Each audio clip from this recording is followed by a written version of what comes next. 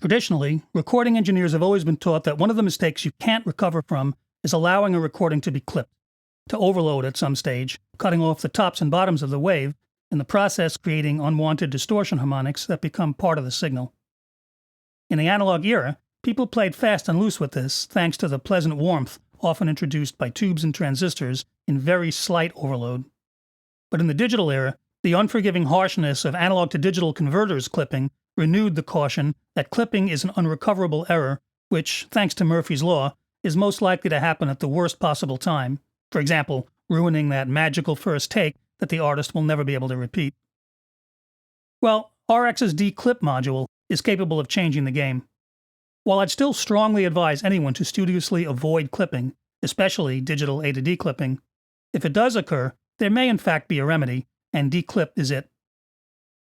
D-Clip works like an automated version of the DAW technique of employing the little-used pencil tool to draw away a clip on a wave, restoring the proper top and bottom shape, which will in turn effectively remove at least most of the unwanted harmonic distortion components that were added to the wave, eliminating the distortion in the process. Anyone who's ever done that knows that it definitely can work for isolated clips, but that having to do it manually on a long series of clipped wave cycles would be tedious and time-consuming enough to be impractical. RX's D-Clip module automates this process, however, and that makes it very practical and very often highly effective, not to mention fast and efficient. Here's an audio file, a vocal melody, that was somewhat clipped at the ADC, the analog-to-digital converter. Picked myself up from the pavement once more, and I swore this time that's enough. If I zoom in, you can see the clipped peaks clearly. What you need to do is tell D-Clip which part of the wave it should smooth out. In other words, help it to identify the clipped peaks.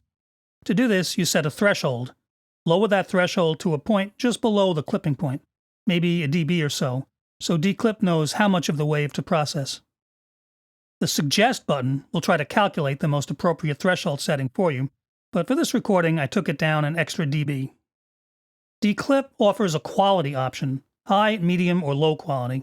For most simple clipping, the low quality option should be just fine, but if you preview the processing, an option available in all the modules, and you feel low isn't doing the trick well enough, medium or high should provide better results.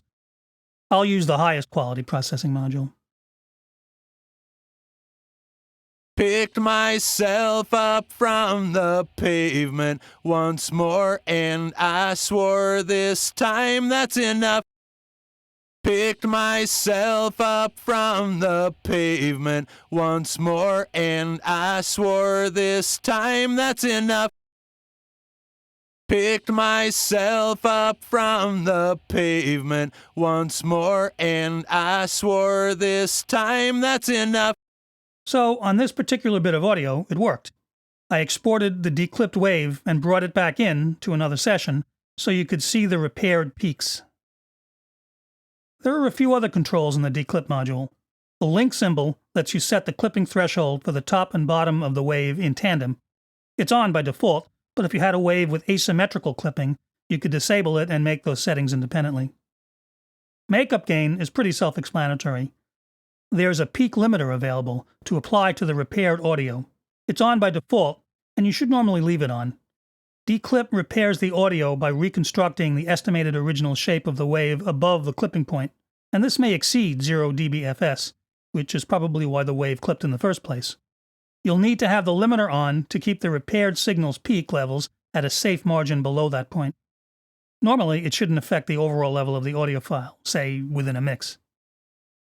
Next up, modules that address typical voice issues,